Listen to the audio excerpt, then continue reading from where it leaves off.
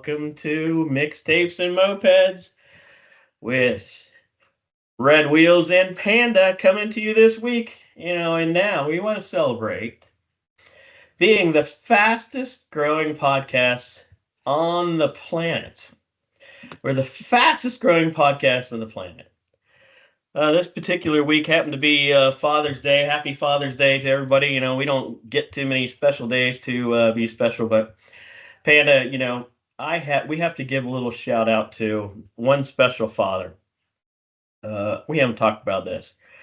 It's always we like and enjoy a day of the week, but we had a father that had a son in the hospital, and it was a very special Father's Day. He had to spend it pretty much 24 hours for the last 7 days, and we are announcing we think we're out in the clear, having a good thing. So we have a very special podcast to say good Father's Day coming out of having somebody's son. Nobody wants to have their kids coming out of the hospital over a Father's Day, but kudos to having a kid coming out of the hospital. We had a scare there for a while, but that was pretty cool. What did you do for Father's Day, Panda? What did the pandas do?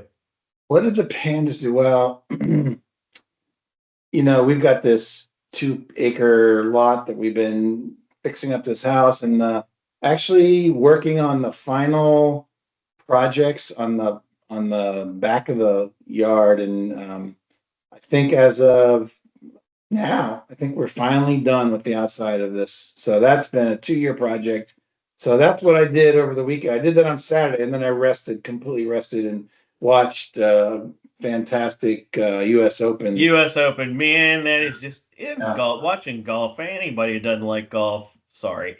That was such an awesome ending for all that going on. I wish I could play. I wish I could hit one shot, one DeChambeau swing.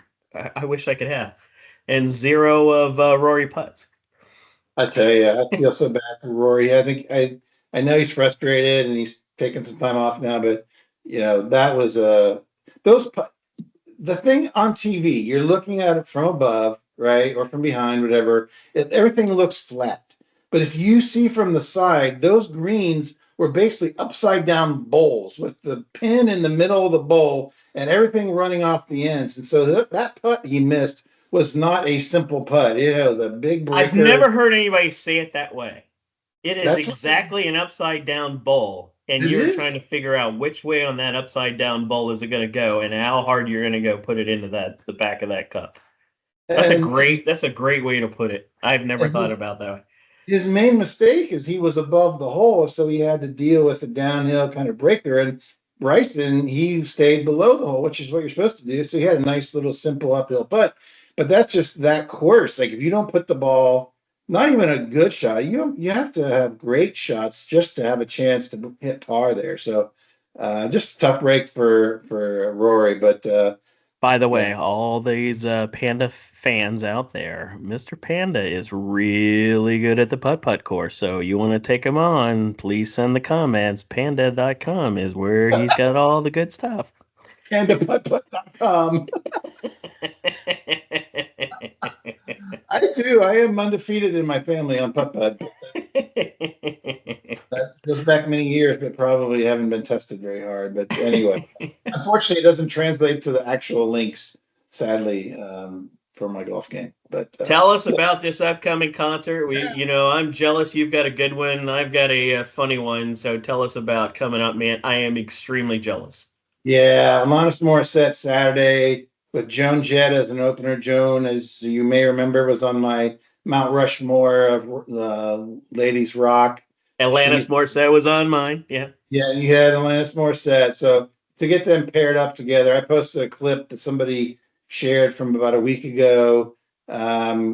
She sounds great, and looking forward to it. We're going to be out in the grass. I kind of like up in the grass. It's up here in Alpharetta at the amphitheater here. So hopefully no rain, but looking forward to that. I'll talk a little bit about how Alanis sounded next week. I had, this is one where I've seen her. I saw her down out in San Diego at Del Mar Fairgrounds back in the day when she just came out with that album. So it's been that long since I've seen her, and curious to So see she how. was she was fresh off the breakup of Yeah, the Family Guy, whatever what that guy's name was from the full family whatever the family taught. I don't remember the guy's yeah. name is. Yeah, I believe when I saw her, she still had Jagged Taylor. Little Pill just came out. So that's when you saw Yeah, her.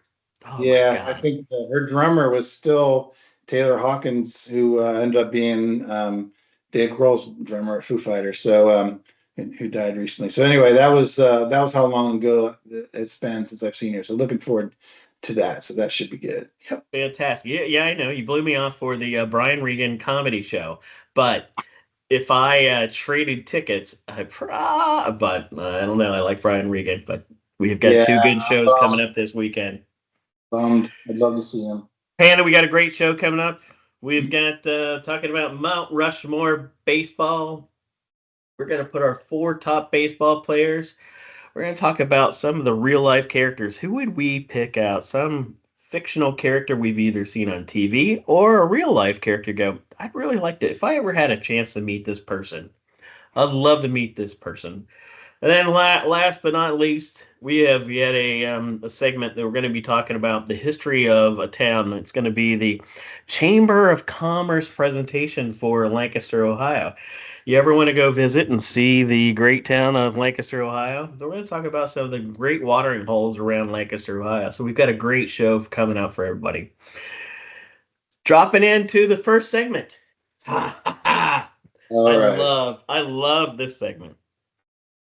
Panda came up with this great idea of Mount Rushmore. We've had the Mount Rushmore of best rock and roll women, best rock and roll men. And now we're going to talk about Mount Rushmore for baseball players. We've got little rules around it, though, this time.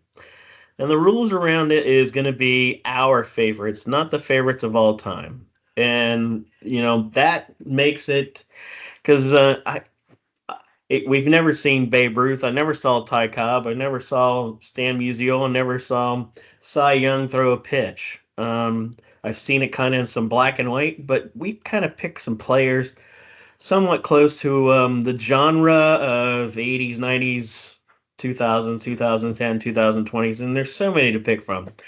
We're going to pick, if we pick the four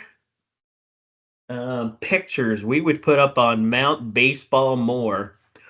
Who are the four? I'm gonna let Andy Okay. Panda you go first. All right. So, yes, these are very personal choices. So, no criticisms from anybody. Everybody's going to have a different list, right? It depends on who you grew up watching and all those things. So, my list, you're going to recognize pretty quickly the themes around my list. So, these are great players. Are they the best four players ever? No, of course not. Those are named Ruth, Cobb, and Young, and all of those things. But anyway, here we go. I think people know by now, as a catcher growing up, a little bit in college, and yeah, I was a Big Red Machine fan, and my idol, and I modeled my catching style after him. There was a certain way you caught back in the day. You put your glove out, and then you put your right hand behind the glove, and you always protected that right hand. Well, Johnny Bench put his right hand behind his back out of harm's way, even when there was a runner on base, and he still came up firing and threw guys out, and was probably arguably the best catcher of all time. There are others, but he's in the argument, in the discussion. He was number five for the Reds, and I was number five in college. That was my number. He just was my idol. So Johnny Bench is in my George Washington position. And great, Yeah, person and broadcaster, and I just I was not the Reds fan, but had to be a Reds fan growing up in those days, and still, I mean, still that was a great team. Being on the Pirate side, I grew up being the Pirates fan, but Johnny Bench, all around great pick. yeah, he could hit for power. He was the guy that would hit home runs in the ninth inning. It was a clutch hitter. So yeah, he's just a hell of a player. Obvious Hall of Famer, first ballot Hall of Famer. All right, next on my list, and so there's a little bit of a story here. So number two on my list is Joe Morgan. So he was the second base Reds. He was the National League MVP in 75 and 76, I believe, when the Reds won the World Series. So among all of those great players, yeah, flap the arm. One of the things, the story about Joe Morgan. So I had a friend, Ronnie, and my brother, Jeff. When we grew up, there was only three of us. A lot of times there were other kids, and we would go out to the field and play baseball. But when it was just the three of us, like during the summer when we were hanging out at Ronnie's house, when my parents would work, we would make up games. And one of the games we called Joe Morgan Pickoff because Joe Morgan was a base stealer. He stole, I don't know how many bases he stole, but a lot in his career. And when we would have one of us would be on the mound as the pitcher, the other one would be at first base, and then we'd have the Joe Morgan taking the lead. And the stupid game, I don't think it even had any rules, was just trying to get pick off Joe Morgan at first. So that's just one of the many different games that we made up over the years. But Joe Morgan he was probably like 5'8", whatever. He was not a big man, And another good announcer. Man, and Joe another good Morgan was announcer. he was a great announcer. I could listen to Joe Morgan all day long. Hit for average, hit for power, had Gold glove, and another first ballot Hall of And a Famer. good So dude. Yep. yeah, good dude. Yeah. Next, this one's a little bit of a surprise, even to me as I thought through it, but I'm like, yeah, I do love this guy. And Tom Seaver. So he Oh, was another Reds homer though. true, but In the back end of his career. most of his career, he was a Met and had great success there. But yes, he was traded to the Reds, and I think it was in '78 through his only no hitter when he was with the Reds. And the other thing about Tom Seaver, in addition to being a first ballot Hall of Famer and one of the greatest right-handed pitchers of all time, was in 19, I think it was 81, whenever the Major League had the strike and they had a shortened season that year. And Fernando Valenzuela was a rookie, and he took the country by storm. And Fernando Valenzuela went 13-7 that year and won the Rookie of the Year and the Cy Young. Tom Seaver that same year went 14-2 versus the 13-7 and got hosed out of the Cy Young. So I was always pretty pissy about that. But anyway, Tom Seaver's got to be on So my the Dodgers finished first place and the Reds did not, if I'm gonna probably the probably Reds. say what. The Reds had the best. Here's weird. Here's the weirdness. The Reds had the best record in baseball and didn't make the playoffs because they took the winner from the first half of the season, had the best record, and then they took the team that had the best record in the second half, and those made the playoffs. The Reds overall for the year had the best record, but they didn't win either the first or the second half. So the That's Reds got a I've never heard that stat before. yeah, Interesting. Wow. yeah. That's just Kind of a like the undefeated Florida State football team last year. Didn't make the playoff. yeah. There you go.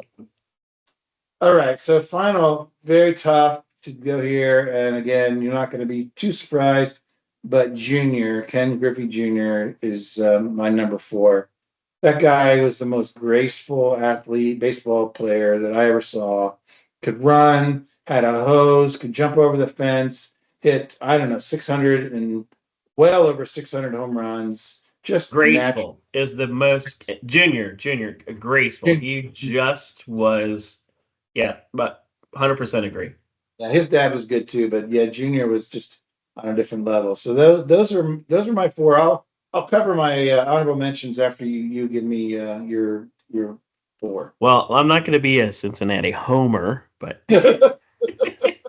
a homer. I get it. I can live with that. That So we had a little discussion before here. I had a couple of different ones, and I may not have seen all of these, but I definitely watched these guys on TV. And my number one on my list, if I picked George Washington for me, without a doubt, was Hank Aaron. Being here in Atlanta and seeing that man through lifetime and his career home runs and everything that man went through and how he carried himself through life. I can't.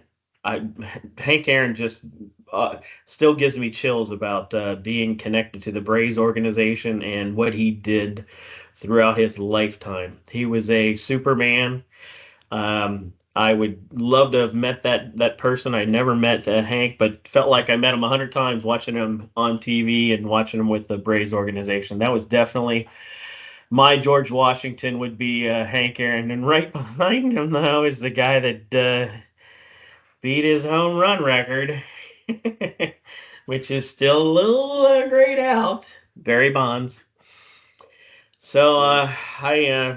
I know we've got the little ch- asterisk by Barry Bonds, but man, that dude was a baseball player. He could just smack the ball out of the player. And that year we had 2 years in a row or 3 years in a row where we had three of them going for the record of setting the most runs during a season. I think he set it at 72. I don't know.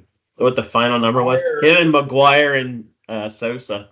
I think Sosa never broke 70. I think Barry and McGuire both were in the low 70s. That was, Yeah, you know, 72 and 71 or something like that. I mean, yeah, that was something of just, it was such a magical year watching those guys. And we were all, as yeah. fans, going, well, is the baseball corked? I don't care. I'm going to watch and see if those guys can hit a home run. It's Uh, Now we too. can all sit back and say they were juiced. They probably were. And there's definitely an effect of having steroids to see your eye-hand coordination and smacking a ball and having you can see their arms were just juiced up. But hey, man, if it weren't for that, that dude was just an exceptional player. And you know what sucks is I put Barry Bonds and I'm gonna give like an equal face on that side of that president. I was always a Pete Rose fan. Those two broke the rules in baseball, and both deserve to be have all the accolades. But they were both exceptional players. Pete Rose was undoubtedly just that guy gave his heart and soul all the time. That was his problem. He put his heart and soul in everything he did, including gambling. Yeah. Um, And I mean, my God, he was such a great baseball player. So I put if I had like two faces, I go face one, face two, Barry Bonds, Pete Rose in that same area. Now I'm going to So be my Atlanta Braves homer, and I love a lot of the Braves. Man, there's just so many. And this Brave was not a Brave for too long. He was a Brave for a short period of time, 5 years. You could go through the list of Chipper Jones. You can go through the list of Tom Glavine, Smoltz. So many hitters out there. But really, when I go think about Greg Maddux, through his career of baseball at the Cubs, coming to Atlanta, his pitching, I got to experience being behind home plate. Not the catcher like Andy, not sitting back there, but I literally was 2 feet behind there, probably three different occasions. I had a friend that had some tickets behind the home plate, and watching that ball come in, you're going, "Holy crap! How does a hitter ever even think about hitting that ball?" And let alone an umpire behind there going, "Right?" I think because yeah, the ball would just move all over the place. And just such a fun pitcher to watch. It should be not the Cy Young Award, should be the Greg Maddux Award for pitchers because that dude could just throw the ball. And my last one is going to be somebody as a kid that everybody needs to go back and look. And I watched them and cried vehemently when the plane crashed and he was taking a plane of food. Earthquake happened down in the Dominican Republic, I think. He was from Puerto Rico, I think. I don't remember those details, but Roberto Clemente of the Pittsburgh Pirates. I was at a baseball game where that dude was out in right field and he threw somebody. He caught the ball on right field. Somebody was going from second to third. And he threw him out at third base. Unbelievable arm, unbelievable batter, and an unbelievable humanitarian. Humanitarian. Am I saying that right? No, no. Just a good guy, and he passed away. We lost him early. From he was on. They go, hey, there's too much weight. You can't come on board. There's too much. He goes, hey, we just had an earthquake. We got to get this food down there, and he jumped on the plane. And we lost him because he was being a humanitarian. And just a great baseball player. So those are my four to go put up there, and just people that I really admire um, out of the baseball world. So Clemente got his 3,000th hit on the last day of the season this last year he played before he died. And so I guess it was fortunate that he at least got that 3,000th hit because then, like you said, in the off season he was killed. I think he was going to continue to play. So we did lose him early. I didn't get to really see him in person. I've seen film, and his arm, just from what I've seen on film, is just unbelievable. Like Bo Jackson level arm from the outfield. And I was um, lucky. My dad was a Pirates fan, and he took me when I was a little kid, and I got to see him. Yep, I got to see him playing, and Willie Stargell and all the rest of that crowd. But he was a special character for yeah, baseball. but you definitely weren't a big homer like I was. But good list, very good list. I'll cover off my honorable mentions again. There's going to be a lot of Reds in here, and I'm not going to apologize for it. Tony Perez, just Mr. Clutch. He was like a 90 RBI guy for like a dozen years, just insane. Dave Concepcion, which I thought was the greatest shortstop of that era, needs to be in the Hall of Fame. Hopefully, one day he'll get there. He's Uh, not in the Hall of Fame. no, Really? no. Wow. Yeah, it'll happen, but it'll probably be the Veterans Committee one day. So he's still a few years away. Chipper Jones, I was always a big Chipper Jones fan. I kind of watched him grow up, here in Atlanta and switch hitter, Did power. you ever meet him? I never did meet him. Met No. him twice. Met him Yeah. twice, and I've actually got a pic with him. We were at the local Mexican joint, and Stone spotted him and ran right up to him. And I looked up, I went, I'm sorry. And he goes, no problem. And we got to do a selfie with Chipper when Stone was about 10 years old or 12 years old. He was just as nice as possibly could be. Met him down at the baseball game with another Atlanta Brave history person that still is not in Hall of Fame either. Well, that all those Braves like Smoltz and Glavine, and I didn't really see Maddox around, but they were all good dudes, good members of Were the you ever with me playing pool with a couple of those guys? We played David, pool. I remember playing pool with David Justice. Dave Justice, yeah, and who was that other closer that was kind of an a-hole? Drozian or Rob, Rob. He was a John Rocker? rocker, Rob Rocker, Oh, John Rocker. He was John yeah, Rocker, yes, John he was Rocker, he was a wild card, I would say. Yes. yeah, I remember seeing the Budman, Jeff Blauser, down in yeah, Virginia. down in Virginia Highlands, in Yeah. the Virginia Tap, the Island Tap. Yeah. Island Tap. That's right. Yeah. And we Uh, also saw Mark Lemke and Fred McGriff in a special place. Oh, you weren't with me. let me finish fast. George Brett was a big fan. Tony Gwynn, one of the Holy greatest. crap! Those two. I mean, what eyeballs for the? How does somebody see a baseball like they did? How do they do it? I mean, it's just they saw a Tony, baseball. Tony Gwynn, a stat I saw, I don't remember the numbers exactly, but he could have gone 0 for 1100 and still had a career batting average over 300. So that's insane. And just such a, I mean, just both those two, just nice. You see them, you go, wow, just nice people. Barry Larkin. I was a big Barry Larkin fan. I actually got to play in a game against him when he was on the '84 Olympic team, so that was kind of cool. Dave Parker, one of your guys, but came over to the Reds. I was a big fan. Eric Davis, Pete Rose. Got to have Pete Rose. He was when he was on your team, you loved him. When he was on another team, you hated him. Greg Maddux on my list. Randy Johnson and Nolan Ryan. I think Nolan Ryan Oh, was Nolan Ryan, that should be, that's one that you go. that was in my consideration to be in that top. I couldn't have too many pitchers, but Nolan Ryland, that guy, geez, golly. And you could throw in the Boston pitcher too, Clemens. Clemens, Oh yeah, man, Pedro geez, Martinez too. Pedro Martinez, yeah. We could go on all day on that. So it's hard. That was a very hard one, but yeah, Fans, we know you have your Mount Rushmore of players, and we didn't include too many Dodgers on purpose. But there is so many out there. You go out there and put out Mount Rushmore baseball players. All right, we are switching over to segment number three. Some real life characters, something you may see on TV, or you'd think about fictional characters, but some of you'd like to, some of you picked out through life. You go, I'd really like to meet that person.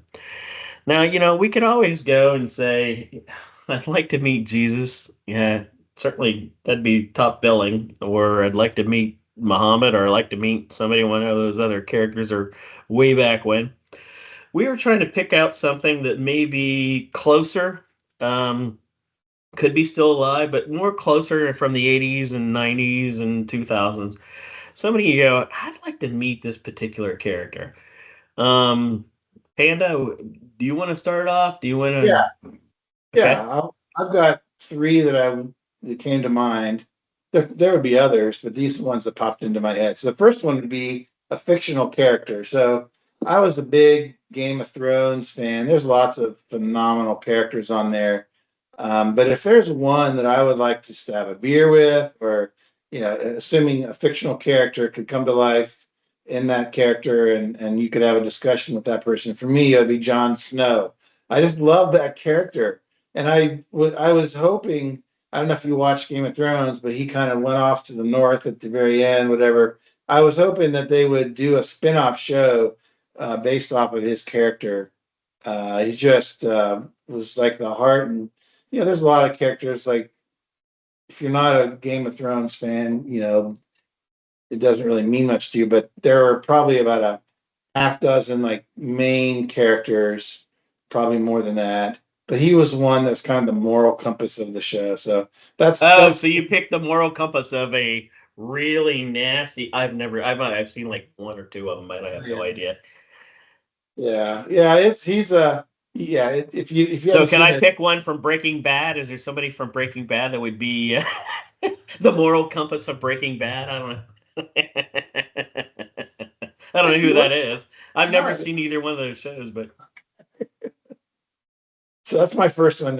You want me to give you my other two, or you yeah, want go to? ahead. Keep on going. Yeah, I'm still gonna comment, by the way, though. that's fine. Yeah. So I am not, I'll say this, I am not the biggest Foo Fighters fan in the world. Their music is like right in my sweet spot, but for whatever reason, I've just, they're not my favorite band, although I do like them a lot. But Dave Grohl, he was the Oh, good drummer, pick.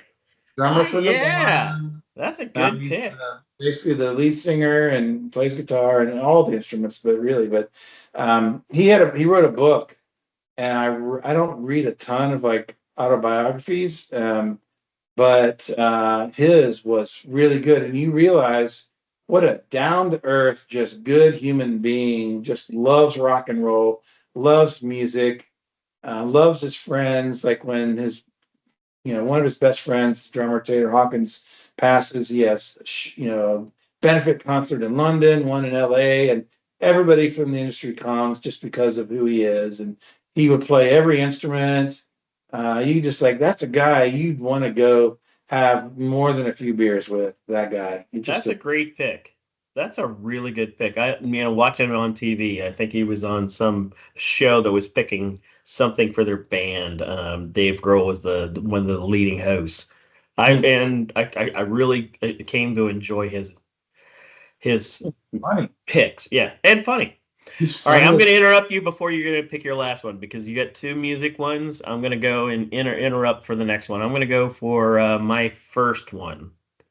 I'm going to give my first one and my second one. My first one's going to take us off topic, completely off topic, way off topic, way shocker. off topic. Yeah, I know. It's a shocker. Just because I don't know why, but I'm a person, I love finding those people that give me inspiration. Panda is one of these folks on this podcast gives me inspiration. He is a good dude. He gives inspiration. He doesn't know it, but he figures out how to give me inspiration. But we. I'm not a church person, but I go to church to get inspiration and to understand. And locally here in Alpharetta in Georgia, we have a person you can watch him on the internet, Andy Stanley on North Point Church. And he's a person in life. I've watched him in person. I've seen him. I watch him every so often, but he's a person I'd love to meet just because he makes me feel good and he makes me think. Anybody that makes me think gives me inspiration. Panda's one of those people. Andy Stanley's one of those people he will say something, go, doggone it, that makes me want to be a better person. And anybody that really inspires me to be a better person or think about, am I doing the right things? Am I thinking about other people? Am I being considerate? For everybody, we ought to think about how do we be more considerate? How do we give back? He's a person, I can see him. I could walk up in the audience and probably talk to him, but uh, I don't have the balls in front of 4,000 people to walk up and say hello. But I gotta say that he's a person just to go. I love listening to somebody goes, "Hey, you know what? How do you be a better person?" And I'm gonna give Andy Stanley as one of the persons I would love to go meet. I'm gonna give number two before we get to Andy, and I love comedians, and so I love people that so I have that keep that same kind of flow going on. And there's three of them, but I'll pick one of them. But golly, it's really hard to pick one of them. It's because we all love go. How do you love to laugh? I mean, we had Richard Pryor. Oh, There's so many of them. You go the Foundations and how many we've listened to. And so I'm going to give my number two on who we'd love to meet. I'm gonna give a line. I'm gonna say Robin Williams, oh Will yeah. Ferrell, or Jason Bateman. But I'm gonna go with Will Ferrell because I would love to sit down with Will Ferrell because I feel it. I look at somebody if I met Will Ferrell or Jason Bateman, I know I could go walk up and be their friend and just have that conversation with somebody and listen to what they're saying and give input and feed them and get them going because I understand they are just anything that gets them going. They're gonna crack a joke, and that's my kind of humor. So No, those are those, my first two, and I'm gonna hand it back over to you, Panda. I love the comedian angle there. There's another one I would add to that list. I think he's on par with those. Is Jason Sudeikis. I think he Oh would. gosh, I yes, Jason Sudeikis. You're right. He's I good. was trying to think of one, and I knew I'm leaving one out. And yes, especially with all the comedy. Man, that guy just inspired me so much. Love watching that. His that's a good Yeah. point. He came to my company, and so it was just like a one-on-one about life, and he just super down to earth, just a normal dude who happens to be really smart and funny. He just, yeah, he would be another one to go have a beer with. So I like your list a lot. The other one, this is a little bit out of left field, but I've been a Rush fan my whole life, and of course Neil Peart, the drummer, died about 5, 6, 7 years ago. I'm not sure at this point, and so I've always you know followed them, listened to their music.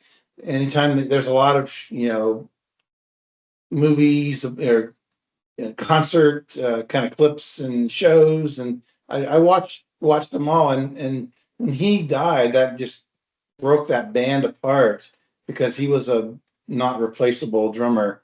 And so the guys, Alex and Getty, that are left behind, you listen to them interviewed, and they're like, there's no way Rush would continue on. That's not even a consideration. But you go, but they want to put music out, I would just like to sit down with Getty. Actually, both those guys, Alex Lifeson or Getty Lee. But I had Getty Lee on my list, and just somebody just to talk to. They're so down to earth, like normal, yeah, just normal human beings, but amazing musicians. So that was Getty That's Lee. because they were Canadians.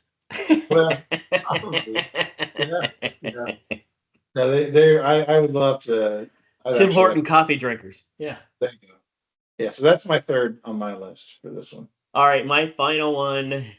I'm gonna give it up to Bill Gates. If I met somebody, I would love to go meet Bill Gates and sit down and play checkers or chess with Bill. Oh God, I will not play chess or with Bill Gates because I'd lose miserably. But for me, I like listen to really, really smart people. You could throw Elon Musk in there. Although that guy couldn't communicate, that's why I picked Bill Gates. Yeah. I think he could really tell me a story of thinking about now, the future, and give me feedback honestly. And that dude has invented so much, and he's given so much back. And how he actually is really looking to figure out how he solves world hunger. He's really looking to try to figure out how we we're in a problem with the CO2 emissions, and it's a real problem. If you read his books and you think about it, man, it is what he's got and what he says. I'm the big Bill Gates fan. He's not always right. Come on, he's not always right, but he is pretty close to right. So, I Yeah. really would love to sit down and have lunch with Bill Gates. He'll get you thinking. That guy's a smart dude, and Yep. I've watched. I think it was a series on him, and it's the things he's working on. One of them was just how do you get clean water to Africa, and the building, designing contraptions that will, keep the water clean, and then power to get how do you get power to those Yeah, parts of the. he's got like three things about fixing the poverty areas. How do you get them power? How do you get them clean food or clean water? And how do you get them food? You fix those three things, then you can start everything with getting jobs. If you don't have those three things, you're not getting jobs. Our last segment here today is going to be about the history. We're talking about a little history and the Chamber of Commerce Day. We're gonna go and say, hey, have you ever visited Lancaster, Ohio, or have you really ever thought about somewhere in southeastern Ohio? We're gonna give you a plug for southeastern Ohio and visiting some of the local watering holes. We're gonna give you a little background on some of the things that we experienced in Lancaster, Ohio. So, no secret, the Midwest was a big watering hole for a lot of drinking across the United States because of manufacturing. And Lancaster, Ohio was the glass capital of the world. We produced the most beer bottles for Budweiser. We produced the most beer bottles up there for the Milwaukee plants. And we also produced glass tableware because of the history of World War II. We came out of World War II, and everybody said, "Hey, I need dinnerware." So the Anchor Hopping Corporation came about, and we had three shifts because you got to keep cranking out glass all the time. And so it created this big bar scene across Lancaster, Ohio, and it created multiple places. And so I know when I came to the South, I went, well, right, why is our bar not open at 6 o'clock in the morning? Not that I was drinking at 6 o'clock in the morning. No, we weren't drinking at 6 o'clock in the morning. But you go, hey, what the heck? And you go, because there was not the third shift operation constantly for workers getting out of the continuous workforce that were going out there. So we found these places, and in the actually 1949, Lancaster, Ohio was up in the list of the 49th best place in Newsweek to go move to because of the manufacturing jobs, because of everything of the happy life that you had, the housing situation. So, with that, we are going to go and talk about the history of some of the bars around Lancaster, Ohio. So, Panda, tell me about some of those old bars that we used to go to And some of the places of the watering holes that are fun today, we can't say today because we are not today's generation, but let's talk about some of those bars. Yeah, we haven't, you and I haven't lived there in over 30 years, although we have family there and we go back. So occasionally we'll get into a newer bar, but these are really what we view as the bars of our youth, in our early days. And man, when you go through the list, there's about over 30 that we have identified in this little town, sleepy town of Lancaster, Ohio. So we're going to post the ones that we considered as part of this discussion. We're going to post them when we do the episode, so you'll see them out there on YouTube and the other places. But we narrowed it down to the ones that we love the most, and I'm going to cover off a handful here.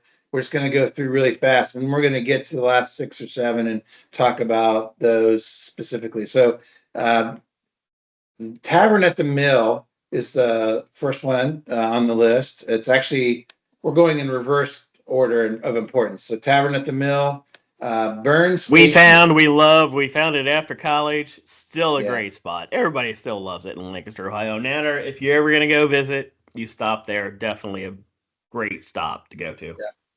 Burn Station Bar and Grill. That one I is down near Bremen. I went by it like 3 times a month growing up. Orange Carpet. It's been around forever, at least 60, 70 years. That's still open. Pink Cricket, best pizza around. Love that place. Steve was a big fan of that, right? Lou Groza's, Oh, come Steve. on, Lou Groza's. We had Lou Groza's growing up. Groza was the kicker for the Cleveland Browns, and he made like at the time the longest kick ever, and he had like all the some records at that time. And he came back to Lancaster, Ohio, to start a bar, and it was one of the best watering holes back in the day. It's no longer there. It used to be. It's changed over many times. I don't know what the heck it is today. It's probably a furniture store. Anyway. Madison's is next on the list. Oh, Steve. good God! Best fish sandwich ever. Still there. Yeah. Paul's nightclub is one that was on the end of the street when I was in kindergarten in Cleveland Avenue. Paul's nightclub and Paul's carryout right next door, which is a little dangerous to have little kids going into a carryout getting their candy right next to the door to the bar. But that was that's the way we rolled in the south side of Lancaster back in the day. Next on the list, Lancaster Moose Lodge, which you wouldn't think of as a bar, but it's for surprisingly, Steve and I compared notes, so we both went there a lot. So that was a fun spot. All right, and then next, now we're getting into the meat of our list. So Old Bill Bailey's. So I got to talk about old Bill Bailey's back in the day when the whole glass manufacturing, and when I say the largest glass manufacturing, we are producing glass like nobody's business. It was a booming town. Anybody walked into old Bill Bailey's, you had a piano going, you had the songs going on, you had the entire place was packed with the socialites, and everybody was drinking beer. One of the other things I ever talk about is 3-2 beer. There was something back in the day, and I think we should bring it back. 3-2 beer was what got me into Old Bill Bailey's because you could be 18 years old. And 18 years old could have this beer that was specifically for lower alcohol content, but you could still have a beer and go into a bar. And I think we ought to think about bringing this back on. It's okay to have something, for God's sakes, we can have a pot bar at 18 years old in Colorado, and there are about 37 states. But how can we not introduce some small, low level alcohol content to have a beer inside of a bar? And Old Bill Bailey's is one of those places you just go in there and laugh and have fun with the people around Lancaster. I forgot about 3-2 beer, man. Holy cow, yes. Why did that go away? Because it's such a good idea. Ronald Reagan. Oh, all right. Ronnie. Okay. All right, next on our list. So this was in downtown Lancaster on the corner. I think it might have been Columbus and Main Street, called Mannequins. It's kind of a club. It was not typical of a bar in Lancaster, and this was probably in the late 80s. I don't know how long it went before. I know it no longer exists, but that was the place like for 3 or 4 years. That's where everybody went. You would a lot of dancing, a lot of music, good bar, and yeah, that was just the hot spot in downtown Lancaster. Which downtown Lancaster today is actually quite nice. There's a lot of good bars and restaurants, and there's furniture and antiquing and all And a that. lot in the summer for all the Chamber of Commerce people. They have a lot of shows that go along during the summer for country music and festivals that come into town. Come into Lancaster. So, but back when Mannequins was up, there wasn't so much of that going on. So it was kind of its own thing, and so I missed that place. So that's next on the list. Players is another bar. This was out on I think by the hospital on now I've already forgotten the street, but that one was probably had a narrower time frame. It was more of a traditional bar, although there was a dance stage. I remember there as well. It's more of a traditional bar, and for about 3 or 4 years, that was kind of one of the main 2 or 3 bars in town that people went to. You did you go to that one? No, never went No. to that one. Or very rarely. I know what you're talking about. Never went to that one. No. Yeah. So it didn't. I don't even know if that building still exists. But the next one I know you went to, and that one is called the Side Door. So that one was on Memorial Drive there in Lancaster, the main drag out by where the old bowling alley used to be. It was actually kind of a crappy old building. They turned into a bar, and the side door is where you went in, and it had a big dance, a huge dance, dance music, and a lot of Meatloaf and Madonna playing. Meatloaf. Shots were consumed there. A Whoa, lot of whoa, people. Meatloaf. What's the song? The Dashboard Lights. What's the name of the song? Yeah, that's Uh, yes, dancing, dancing by the dashboard lights. Everybody. Yes. Yeah. that one. That was played there a lot. So that was one where that one had that was more of a meetup. If you want to go like some of the bars you go to, you're not necessarily looking to meet women or And whatever. that was the pickup place. Come on, But Andy. that was a pickup place. Don't even no, we don't hide it. But that was where the pickup place, not where the panda went, but that was a pickup place. All right. Yes. You didn't notice Steve's talking into his microphone again, so that was very important. But that was very popular. That was a pickup. Maybe. It was a pickup joint. Don't get yes. I know a way around that. All right, we're getting now By the the way, top. Monica, if you're listening, that may have been a place you may have met your hubby, but no, it's not. I think the main I bar yeah, no, I know, is I know. coming up. Coming up. All right, next on the list, top five now. We're in the top five. Charlie Horse, largest bar in the country at the time, and in quotes, in the country, in quotes. It was a big honky. Let's talk about this. This was a there we all you may for our listeners, there used to be something called Kmart that was around, and the Kmart's, it was kind of like Walmart today. So the Kmart's went out of business, and before the Kmart was something called a Buckeye Mart. It was a very similar concept where you had a Walmart. It was a Walmart store, and a Walmart store went out of business in the center of Ohio, right next to all of the glass manufacturing places. And they said, hey, we're going to open up the best damn place to go have country music. And I got to say, my God, we were in high school when that thing opened up.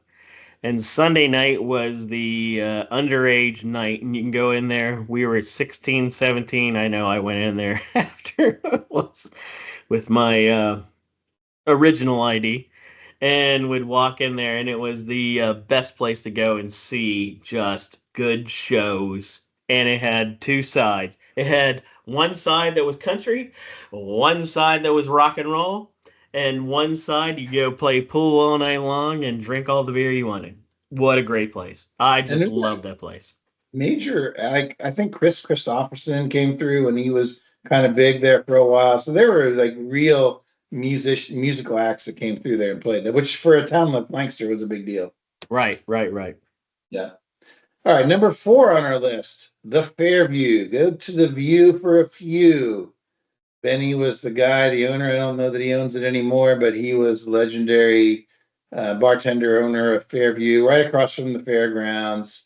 And there's, we Look, if you're ever going to go through and you go through a memorial of anything, Lancaster is known the birthplace of General Sherman. We're gonna say Lancaster is the birthplace of General Sherman. So one of those places you really have to go see when you go see the birthplace of General Sherman. You have to go and have a beer at the Fairview. Benny used to be his father and his father's father were the original founders of the Fairview, which overlooks the fair that is the Lancaster Fair that is well known. Every county in Ohio, 88 counties have a fair every year, and they have this big fair, and the Fairview is just a wonderful place to go see, and the Fairview just is a great place to go have a beer. I'm trying to draw the connection between General Sherman and your point about the Fairview.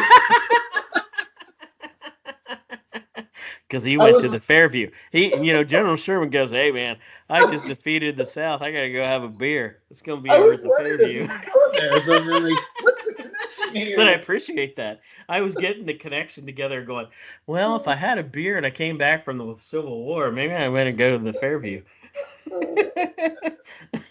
Oh, that's funny. All right. We're in He the did top. not go to Moe's and Joe's to have a beer. Let me tell you that. No, no. Or maybe he did. If he did, he didn't burn that one down. And we apologize for all our southern listeners.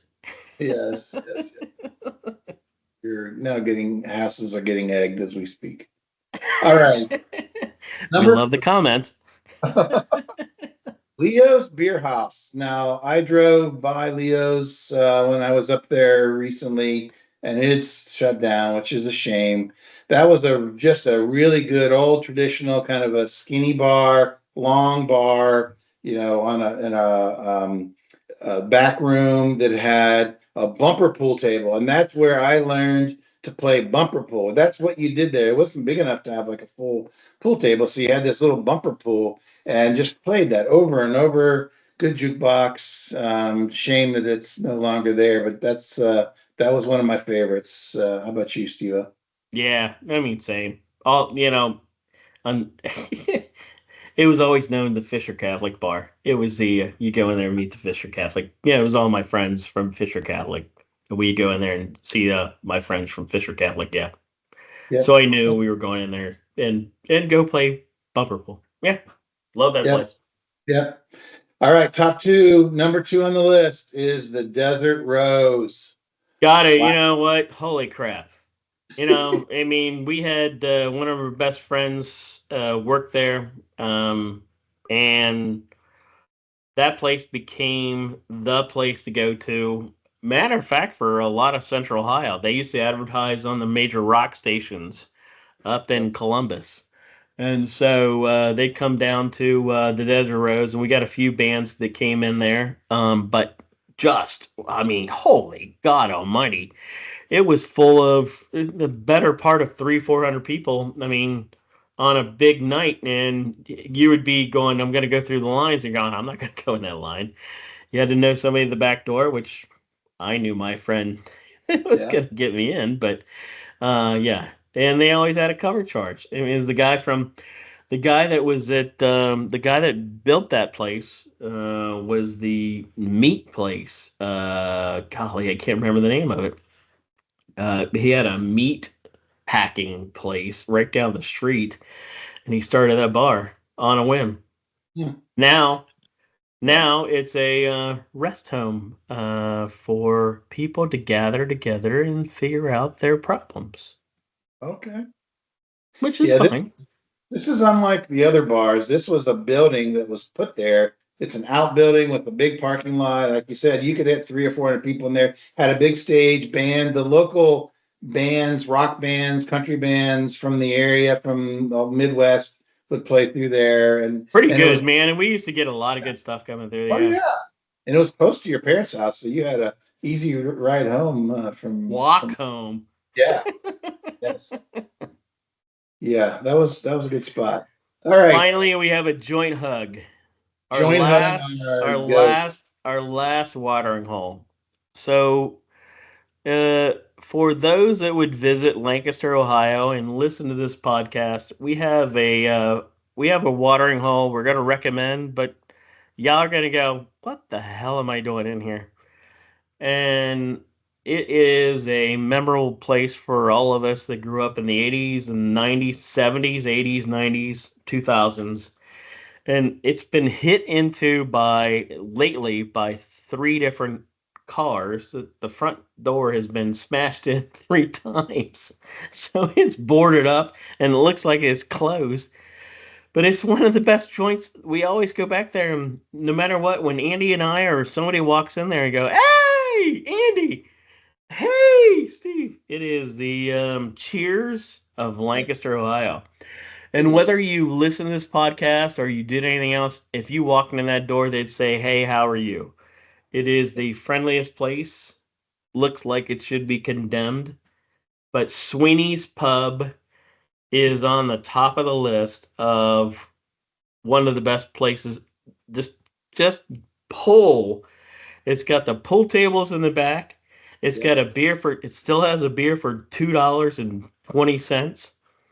That's what the beer is. Last time I was in there, $2.20. When we were there, mix 7-Eleven gin was 75 cents. Uh, It's the best folks you ever want to meet. Yeah, it is the closest thing we have to a Cheers. Like I have never gone in there in the last 30 years where I didn't know somebody and couldn't engage in a conversation with somebody in there. It's yeah, just the friendliest people. They have a really good book club in there. You can really, Did you say book club? Are I you? did, Did you really say book club? I Are you did. really stating book club? I can't believe you are actually. The panda has put out. The panda has put out some propaganda that is not true. The book club. Yeah, that's what they call it. That's their little club they got in there, and I think they have a little bit more euchre playing than book reading, but that's what they call it. I'm going to the book club. Yeah, that's our spot. That was where we kind of grew up in the bar scene, even before we were technically legal, and so we stayed loyal to Jack and that crew. Mike still owns it.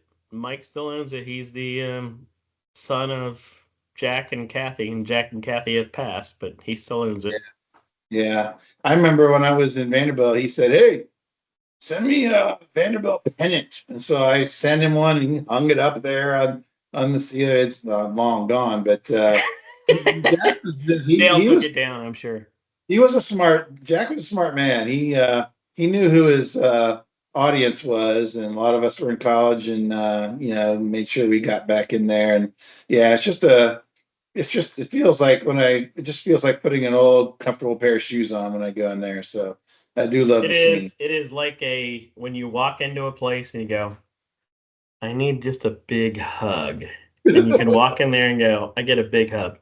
Doesn't matter. I walked in there and um I mean, four dudes I really don't know. Hey, Steve. I went, oh. And it's because of the other folks that we know and go because they kind of follow us along. And that's why I found out that several folks are following us around the Lancaster territory. And yeah, you just go, yeah, it's just the people we want to know or enjoy. There we go. And a lot of these bars we just mentioned are no longer still going, but Sweeney's is Yep, going strong. If they could just keep the cars from crashing through their front window, hopefully they'll and fix the continue. front window. Yeah. Yeah. All right, guys, this was a great podcast. We have coming up. I got to tell you, you've got to first off. Andy has a discussion here about posting. But our next podcast is going to be a big one. We have a big, big guest coming up, Rob Maxim. is a comedian, and he is absolutely laugh out funny. You've got to listen to the next podcast. Panda, tell us about comments, questions, and posts. Yeah, so got a suggestion, and I kind of liked it. So, um, what we would ask anybody who's listening, if you have a question you want us to address, or you're just curious about something, drop it into the comments on Spotify. I'm actually going to put out a question, a place where you can put the question. On YouTube, you can drop a question in the comments, and if we see it and we like it, we will address all those questions on the next podcast. So And we're if we trying to don't get, like it, screw you. But no. yeah, if we don't like it, then too bad, but trying to get a little audience participation. So someone suggested that, so we're going to take that up and try that out. So yeah, please leave your comments, and we'll see if we can get them onto the show next week. All right, Thank you, closing. everybody. Oh, we have a final comment from the panda. Yes, so Mr. Stephen Wright, our favorite comedian from the 80s, going to close us out tonight. So here we go with his latest quote. If at first you don't succeed, skydiving is not for you. Boom, boom. There you go, Stephen.